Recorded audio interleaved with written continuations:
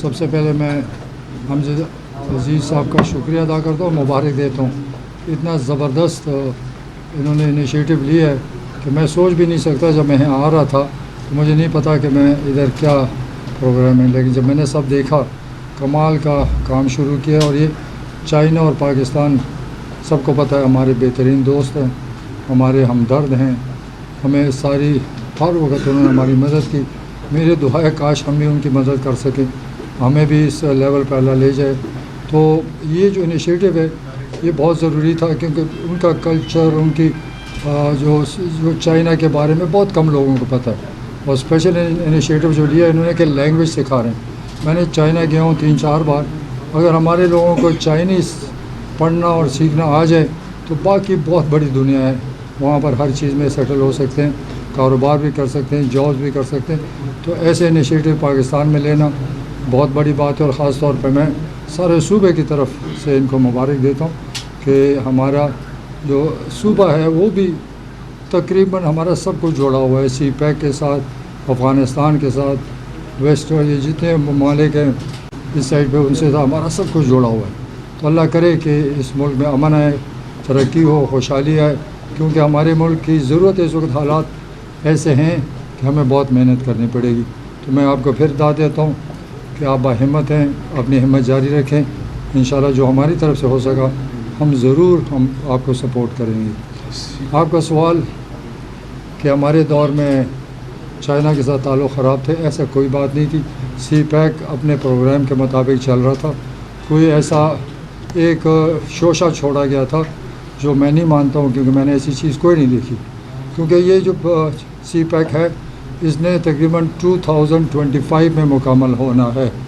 مکمل اس کا اسٹرکچر، بجلی، جو بھی ضروریات ہیں انڈسٹری کے لیے وہ 2025 میں مکمل ہوگا. اور صحیح انویسٹمنٹ جو ہے وہ 2025 سے بعد میں چائنا نے شروع کرنی ہے، جو ہمارا ان کے ساتھ شروع سے ایگریمنٹ ہے. تو یہ سی پیک ملک کے لیے زبردست ایک منصوبہ ہے. اس سے ہمارا ملک بھی ترقی کرے گا، خوشحالی بھی آئے گی. اور مجھے امید ہے کہ چائنیز اپنی انویسٹمنٹ تیز کریں گے تاکہ یہ منصوبہ جلد مکمل ہو جائے. شکریہ. سر یہ بتائیں کہ ہمارے ملک کے جو حالات ہیں، دن بدن مہنگائی، بدترین بے روزگاری، کوئی ایسا لیڈر نہیں ہے جس سے بندہ توقع کر سکے کہ یہ حالات بہتر کر دے گا اور ملک سٹیبل ہو جائے گا. دوسرا میرا یہ سوال ہے کہ ماشاءاللہ آپ ایک سینئر سیاستدان ہیں، یا آپ نے پی ٹی آئی چھوڑی اس لیے کہ آپ وزیر اعلیٰ بن جائیں یا عمران خان کو بدنام کر دے، دونوں میں سے کس لیے آپ نے پی ٹی آئی چھوڑی؟ تھوڑا سا یہ بتا دیں. پہلے سے ایک تو دو کر دیتے ہیں سر. پہلے کیا تھا؟ پہلا یہ تھا کہ ہمارے ملک میں بدترین مہنگائی دن بدن بڑھتی جا رہی ہے. دیکھیں یہی جو مین مسئلہ ہے، یہ مہنگائی کیوں ہوئی، یہ ملک کیوں بدتر حالت میں چلا گیا. تو اگر آپ تاریخ کو پیچھے لے جائیں، جب سے پاکستان بنا ہے ہمارا ملک ترقی کر رہا تھا ایوب خان کے دور تک. ہمارا کوئی قرضہ نہیں تھا، ہمارے پاس کوئی بوجھ نہیں تھا. جیسے آج افغانستان برے حال میں آزاد ہوا لیکن قرضہ کوئی نہیں، وہاں خوشحالی ہے، وہاں ڈالر سستا ہے. یہ قرضے جو ہے نا ہمیں ڈوبے ہیں. بھٹو ایوب خان کے دور کے بعد قرضے لینے شروع ہو گئے. ہم خوش تھے، لوگ پیسے دے رہے تھے، وہ غلط انویسٹ ہو گئے، اس کا نتیجہ نہیں نکلا. کوئی تقریباً 20 سال پہلے وہ جو قرضے لیے تھے اس کا واپسی دینے کا وقت شروع ہو گیا. جب واپسی دینے کا وقت آ گیا تو ہمارے پاس وہ وسائل نہیں تھے کہ ہم کیسے وہ ڈالر واپس کریں. وہ بوجھ بڑھتا بڑھتا آج جو حالات ہیں، کیونکہ اس کے بعد ہم نے اور قرضے لیے، قرضے پہ قرضہ لیا، قرضہ اتارنے کے لیے اور قرضہ لیا. تو یہ ملک اس طرح کیسے چل سکتا ہے؟ اگر کبھی ہمارے حکمرانوں نے سوچا ہوتا کہ اس ملک میں ایسی انویسٹمنٹ لائی جائے، اس ملک کو ٹیکسیشن سسٹم اچھا دیا جائے، تو یہ قرضے اتر سکتے تھے. میں ابھی بھی سارے پاکستانیوں میڈیا کو کہتا ہوں، جب تک پاکستان ڈاکومنٹ نہیں ہوگا، جب تک ملک کے لوگ ڈاکومنٹیشن میں نہیں آئیں گے، ہم کبھی بھی ترقی نہیں کر سکتے. میرا لکھ کے لے لو، 100 سال میں ہم ترقی نہیں کر سکتے، قرضوں سے نہیں بچ سکتے. دیکھیں اگر اس ملک میں دنیا میں امریکہ دیکھیں، یورپ دیکھیں، جو ترقی ملک کر رہا ہے سب ڈاکیومنٹ ہے، ان ہر ایک کا ریکارڈ ہے. کوئی 10 روپے ٹیکس دے گا، کوئی لاکھ دے گا، کوئی کروڑ دے گا. ہمارا تو ہے کہ حساب ہی کوئی نہیں. تو بغیر حساب کتاب ملک چل رہا ہے، کسی نے سوچا ہی نہیں. میں نے کئی دفعہ ریکمنڈیشن دی, 5 سال میں لڑتا رہا ہوں کہ بھائی پاکستان کو ڈاکومنٹ کرو, یا امریکہ اگر انڈاکومنٹ ہو جائے تو امریکہ چل سکتا ہے. تو ہم پتہ نہیں فیصلہ کیوں نہیں کرتے. تو پھر میں دوبارہ دہراتا ہوں, پاکستانیوں, جب تک پاکستان ڈاکومنٹ نہیں ہوگا یہ ملک کبھی ترقی اور خوشحالی نہیں آئے گی. کیونکہ میں دیکھتا ہوں کہ ڈاکومنٹ ہو جائے اور صحیح ٹیکس آنا شروع ہو جائے تو آج اگر ہمارا 7,000 ارب ہے, یہ 70,000 ارب تک جا سکتا ہے. ہمارے قرضے بھی اتر سکتے ہیں, ہمارے یہ جو مہنگائی ہے یہ بھی رک سکتی ہے. اور پھر ڈالر کا مسئلہ پڑتا ہے. اب ڈالر کیسا لائے جائے؟ اگر ہمارے پاس پاکستانی روپے آ گیا ڈاکومنٹیشن سے اور ٹیکسیشن سے صحیح طریقے سے, تو ہمیں پھر پاکستانی روپے کی کمی نہیں ہوگی, پھر ہمیں ڈالر کی کمی ہوگی. اب ڈالر کیسے لانا ہے؟ اگر ہم انویسٹر کو جو انڈسٹری میں انویسٹ کرتے ہیں ٹیکس فری کر دیں کہ آپ انڈسٹری لگائیں, ہم کوئی ٹیکس نہیں لیتے, تو ادھر سے ڈالر آنا شروع ہو جائے گا. اور اگر ہم ایکسپورٹرز کو ٹیکس لینا چھوڑ دیں اور ایکسپورٹ ہماری بڑھے گی اور ساتھ ڈالر آئے گا, ایک طرف سے ہمیں پاکستانی روپے آئے گا, دوسری طرف سے ڈالر آئے گا. یہی ایک سسٹم ہے, ساری دنیا اسی پہ چل رہی ہے. ایکسپورٹ ان کے بڑھ رہے ہیں, امپورٹ پہ ڈیوٹیاں کم تر ہے. تو یہ ہمارے جو فالٹس ہیں وہ سامنے نظر آ رہے ہیں, لیکن کسی کا ارادہ میں نہیں دیکھا. سر ڈاکٹر صاحب یہ بتائیے گا کہ دوسرا سوال کا جواب تو نہیں دیا سر آپ نے. دوسرا وزیر اعلیٰ بننے کے لیے پی ٹی آئی چھوڑی یا عمران خان کو بدنام کرنے کے لیے؟ میں تو عمران خان کو کبھی بدنام نہ کیا نہ کروں گا. میں پالیسیز کی بات کرتا ہوں, جو غلطیاں اس کی بات کرتا ہوں. اگر سچ بولنا کسی کو برا لگتا ہے تو مجھے کیا ہے, میں سچ بولوں گا. میں حلف اٹھا کے بات کی ہے کہ میں جب سے پارٹی بنائی ہے نہ جھوٹ بولوں گا نہ جھوٹا وعدہ کروں گا. کوئی میرے باتوں کو چیلنج کرتا ہے, میرے ساتھ آ کے بیٹھے, میں بتاؤں گا میں نے کیا کہا ہے. تو میں تو ان کی پالیسیز کی بات کرتا ہوں کہ 4 سال میں ہم نے ڈیلیور نہیں کیا. 4 سال جو ہم نے وعدہ کیا تھا نئے پاکستان کا وہ نہیں بنا سکے, ایک قدم نہیں لے سکے, اکانومی ٹھیک نہیں کر سکے, روزگار نہ دے سکے, انصاف نہیں دے سکے. تو ہم اس لیے آئے تھے کہ ہم انصاف بھی نہیں دیں گے, ملک کو بھی ترقی بھی نہیں دیں گے. تو میں نے کیوں چھوڑا؟ میں کئی سالوں سے سوچتا رہا کہ میں 2-3 پیپلز پارٹی میں رہا, پی ٹی آئی میں رہا. اس سوچ سے آیا تھا کہ ملک کے لیے بہترین پارٹیز ہیں. میں وزارت چھوڑ کر آیا, لیکن جب میں نے وہاں دیکھا تو وہ چیز تو ہے ہی نہیں.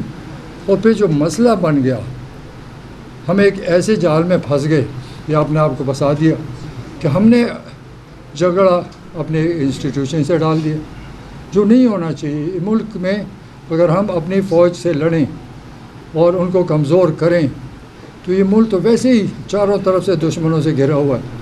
تو میں نے اس وقت فیصلہ کیا کہ میں ساری عمر ان لوگوں کی خدمت کرتا رہا ہوں, ان کے لیے محنت کرتا رہا ہوں, رزلٹ دیے, ایمانداری سے کام کیا, تو کیوں میں ساری عمر ان کے پیچھے جاؤں, خود کیوں نہ اپنی پارٹی بناؤں. میں نے چھوڑا اس لیے, میں کہیں پارٹی کسی اور میں نہیں گیا. میرے جتنے پارلیمنٹیرینز ہیں سب نے فیصلہ کیا کہ ہم کسی پارٹی میں نہیں جائیں گے, ہم اپنی پارٹی بنائیں گے اور انشاءاللہ اس کو آگے لے کر جائیں گے. تو میں نے اس لیے پارٹی بنائی کہ 5 سال اس ملک میں لوگ منشور دیتے ہیں, کہانیاں اور باغ دکھاتے ہیں اور سنہرے خواب دکھاتے ہیں. جب حکومت میں آتے ہیں نہ منشور ہوتا ہے نہ اس پر امپلیمنٹیشن ہوتی ہے. میں نے 5 سال حکومت کی, ہم نے یہاں ڈیلیور کیا. جو منشور پی ٹی آئی کا تھا کہ انصاف ملے گا, بہترین تعلیم ملے گی, بہترین صحت ملے گا, پولیس خدمت کرے گی, اور ان سب چیزوں پہ ہم نے سختی کی اور رزلٹ دیا. تو میں ابھی بھی جو منشور دوں گا یا جو بات کروں گا وہ اپنے پچھلے کارکردگی پہ کروں گا اور اس کارکردگی کو بہتر کرنے کی کروں گا. یہ تو خالی خواب دکھاتے ہیں, ہم نے تو کر کے دکھایا, ہم نے رزلٹ دیا, اس کا رزلٹ صوبے نے دیا. تو ہم تو ہوائی باتیں کریں گے نہیں, جو کر سکیں گے وہ وعدہ کریں گے, جو نہیں کر سکیں گے جھوٹا وعدہ نہیں کریں گے. ڈاکٹر صاحب الیکشن کے اوپر بھی تھوڑا سا بات کر دیں کہ آپ کیا سمجھتے ہیں کہ یہ جو الیکشن ہے ہو جائے گا کہ نہیں؟ اگر ممکن نہیں ہے تو کون سے عوامل ہے جو آپ کو سیاسی جو بصیرت ہے اس کے تحت جو آپ کو نظر آ رہا ہے کہ مطلب مشکل ہے کہ یہ آن ٹائم ہو جائے گا یا اس ٹائم تک ہو جائے گا؟ جو اس وقت قانونی یا آئین کے مطابق تو نظر آ رہا ہے کہ الیکشن فیبرری کے اینڈ تک ہوں گے. لیکن میرا جو شک ہے, جو میں کہتا رہتا ہوں, اگر یہ پارٹیز یا کوئی کورٹس میں چلے گئے اور عدالت کی وجہ سے یہ 4-5 مہینے ڈیلے ہوتے ہیں تو الیکشن فیبرری سے بھی آگے چلے جا سکتے ہیں، کیونکہ یہ الیکشن بغیر حلقہ بندیوں کی نہیں ہو سکتے، کیونکہ ہمارا انصاف کہتا ہے کہ جب نئی حلقہ بندیوں کی نوٹیفیکیشن ہو جائے تو پھر نئے حلقہ بندیاں سے الیکشن کرنا پڑے گا، اور وہاں پر ٹائم 6 مہینے اس کا ٹائم ہے الیکشن کا اور 4 مہینے اس کا، تو جتنا ڈیلے ہوگا یہ اپنا ہی نقصان اٹھائیں گے۔ خٹک صاحب یہ بتائیں کہ عمران خان کے ساتھ جو توشخانہ کے حوالے سے جو ہو رہا ہے، ان سے پہلے بھی لوگوں نے توشخانہ سے لیے، آپ اس کو کس نظر سے دیکھتے ہیں، اس کے ساتھ کیا ہو رہا ہے؟ دیکھیں، اگر پہلے بھی کسی نے لیا ہے تو میرے خیال میں آپ کورٹ میں چلے جائیں، ان کے خلاف جو بھی چلا جائے گا وہ پھنس جائیں گے۔ دیکھیں، توشہ خانہ سے لینا جرم نہیں ہے، یہ قانون کے مطابق دیا گیا، لیکن توشہ خانہ سے جو آپ لیتے ہیں تو آپ دکھاتے ہیں کہ میں نے اتنی چیز کے اتنے پیسوں کے یہ فلانی چیز خریدی اور یا میرے پاس پڑی ہے، تو اپنے ہر سال اپنے کاغذوں میں دکھاتے ہیں، کیونکہ الیکشن کمیشن کی شرائط ہیں۔ اب میں کوئی 30-35 سال سے 40 سال سے ہر چیز دکھا رہا ہوں، پھر آپ نے اگر اس کو بیچ دی تو پھر اگلے سال آپ اپنے اس سے نکالتے ہیں اور لکھتے ہیں کہ یہ جو میرے پاس پراپرٹی ہے یا گفٹ ہے یہ میں نے بیچ دی اور اس کے مجھے اتنے پیسے ملے۔ اگر وہ صحیح ہے تو عمران خان کو کوئی کچھ نہیں کہہ سکتا، اگر وہ صحیح چیزیں نہیں بتائی گئی اور چھپائی گئی تو قانون کے مطابق عدالت فیصلہ کرے گی۔ پرویز خٹک صاحب، میرا ایک سوال ہے، آپ نے قرضوں کی بات کی کہ ملک ترقی نہیں کر سکتا، آپ نے اپنے دور حکومت میں بی آر ٹی کے لیے قرضے لیے اور اب بھی بی آر ٹی خسارے میں جا رہی ہے، جو آپ کہہ رہے ہیں کہ آپ نے ڈیلیور کیے، تو یہ کس طرح ڈیلیور ہے سر؟ یہ اگر آپ کو ڈیلیور نظر نہیں آتے، میں ساری دنیا میں کوئی بھی آر ٹی دکھا دیں جو خسارے میں نہ ہو۔ اب پبلک کو سہولت دینی ہے تو خسارہ بھی دینا پڑتا ہے، لیکن اتنا نہیں ہے، 2-3 ارب جو بھی ہے۔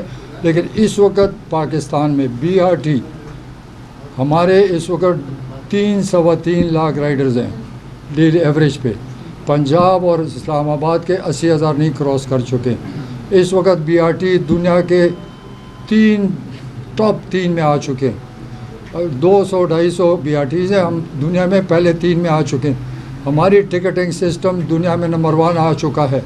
لوگوں سے جا کے پوچھیں جو ان کو سہولت ملی ہے، غریب آدمی ایئر کنڈیشن بس میں جاتا ہے، اور بسوں کا بھی کمپیئر کریں، پنجاب میں بیٹھے یہاں بیٹھے، زمین آسمان کا، ہم نے کوالٹی چیز دی ہے۔ آپ جو مرضی اعتراض کریں، لیکن ہم نے اپنے پبلک کو بھی کچھ دینا پڑے گا۔